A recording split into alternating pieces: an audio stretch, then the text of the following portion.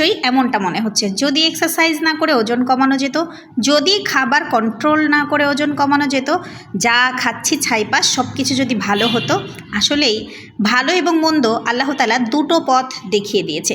আর এক্সারসাইজে তো ভয় পায় দু ধরনের মানুষ আমার কাছে মনে হয়। এক হচ্ছে যারা প্রচণ্ড অলস মোটাসোটা মানুষ, আর এক হচ্ছে যারা দুর্বল রোগী।